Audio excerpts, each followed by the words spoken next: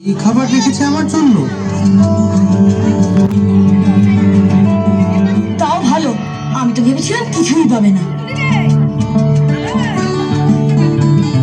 এ বাবা, এটা তো অর্ধেক খাওয়া।